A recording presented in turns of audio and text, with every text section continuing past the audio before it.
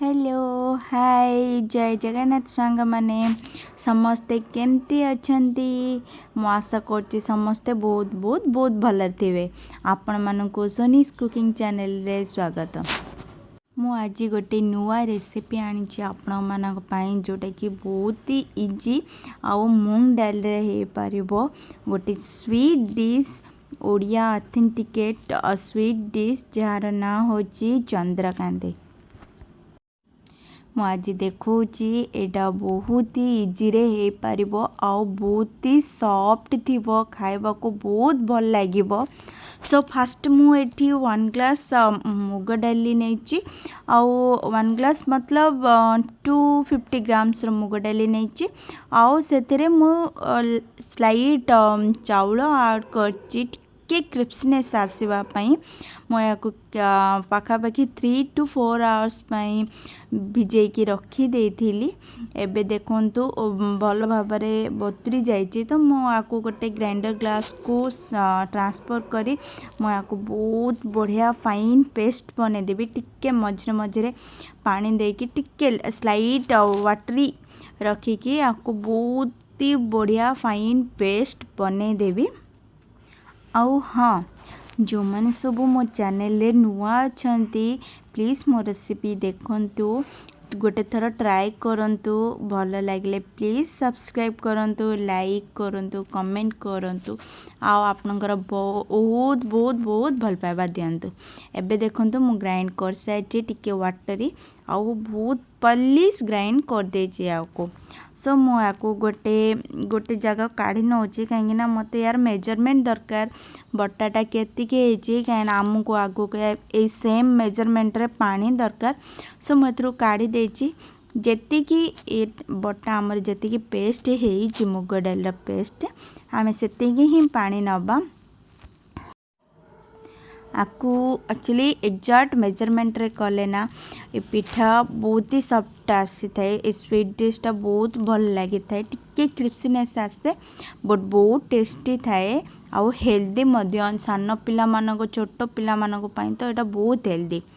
एठी मु same glass रे जो ग्लास रे मुग डाली नै थिली से ग्लास रे मु चीनी मापी नउची। एक्चुअली आपण माने कोन करबे ना जेति की मुग डाली सेति की चीनी नेबे बट मु एठी टिके कम नैची, मते टिके कम मिठा इच्छा सो मु एठी टिके कम नैची।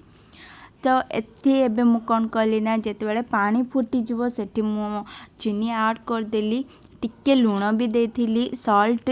तापरे एठी हमें बाटी की ग्राइंड करी रखितवा मुग डाली पेस्ट एठी हमें ऐड कर दवा। हमें कंटिन्यूअसली आपको गांटीबार अच्छी चलेबार अच्छी नहले एथरे लम्स आसी जीवो। सो हमको एटा भल भाबरे थिकनेस आसीबा पई हमको कंटिन्यूअसली याको चलेबार अच्छी। बेसी टाइम लागिबनी, जस्ट 5 to 7 मिनिट रे हे जीवो। सब देखंतु यार थिकनेस आसी सारिची। तो मु एठी कोन करना गोटे प्लेट स्टील प्लेट रो पछपटे टिके पानी लगे कि ना मु ए बैटर टाको पकेली। आपण देखिबे जदी एटा छाड़ी जाउची आसानी से छाड़ी जाउची सो हमर बैटर रेडी।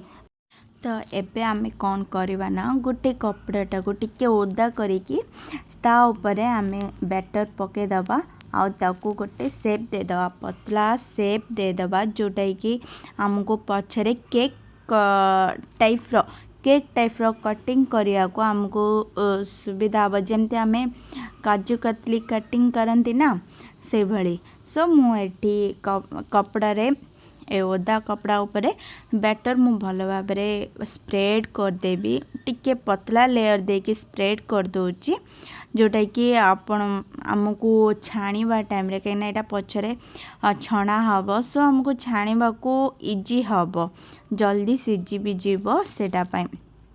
तो बे देखंतु मु गोटे स्पैचुला द्वारा एटा को ना मु स्प्रेड कर देबी टिके पतला लेयर देकी।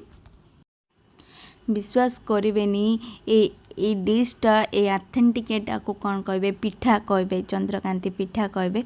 सो एटा एते टेस्ट लागिवो इवन आपण ना एटा जस्ट एमती ठंडा हैला परे आपको ऑयल रे न छाणी मध्य एमती ही भी खाई पारिबे जोटा कि बहुत टेस्टी लागिवो। पर्सनली एटा मते बहुत टेस्ट लगी मोर ना एटा गोटे one of the favourite dish. मो पिला बेलू मु टिके जगी थाए जेते बेले आम घरे एटा हबो सो मो मम्मी मोर बनेला बेले मु एटा कंचारे ही खाई दे मतलब एटा ठंडा हैला परे सेट हो जिवो बहुत टेस्ट लगी थाए। सो मुझे कौन करची आउ गोटे साइड कपड़ाटा को ता ऊपर फोल्ड करी टिके पानी देकी आपको चारियाडे स्प्रेड कर देची। देखंतु एबे ठंडा हो जाइची। एक्चुअली एटा करना बहुत भल भाव ठंडा हेले ही आम जोटा घोड़े थिबा मतलब से कपड़ार अदर पार्ट आम घोड़े थिबा एटा भलसे ही छाड़ी पारिबो। सो मुझे आपको कटिंग कर नौची जेमती आम काजू कतली कट करती ना से भली कट कर दोचे। तो मुझे स्क्वायर शेप कट करची डायमंड शेप रे कट करुची। तो मुझे धीरे धीरे कट कर दोची देखंतु।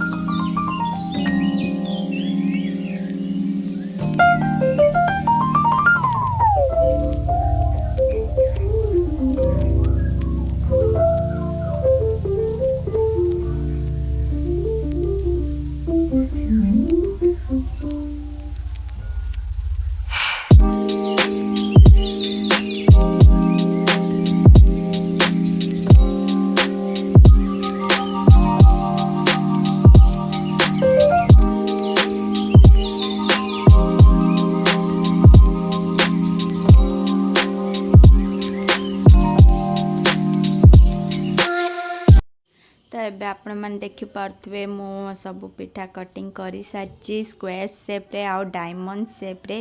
तो एबे मु गोटे कड़े नहीं कड़े रे टिके तेल पके नहीं जाइए कहीं एथर टिके अधिक तेल दरकार कहीं पिठाटा साइज रे डीप हबार अच्छी भितर आउ तेल बहुत गरम हबार अच्छी टिके गरम हेले ही आम एटा पकेबार अच्छी नले एटा फुलबनी आउ ऑयल ना एटा भीतर बहुत ऑब्जर्व करनब। सो आमको तेल गरम थिबार ही अच्छी। एबे देखंतु तेल गरम अच्छी पकोची केते सुंदर बबल्स आसी जाउची एठारे। सो एबे गोटे साइड यार ऑलमोस्ट हे साराणी आम या ना भल भाव गोल्डन ब्राउन हैला परे ही काढ़ा। तो एबे देखंतु मो काढ़ी नौची बहुत भल से सुंदर दुसची ना पिठा। तो मैं काढ़ी नौची एमती गोटे स्पैचुला साइज साहाଯ୍ୟରେ ना याको एमती चिपी देबे तो यार कौन हम ना जी एक्सेस ऑयल थीबो सेटा बाहरी पड़ो।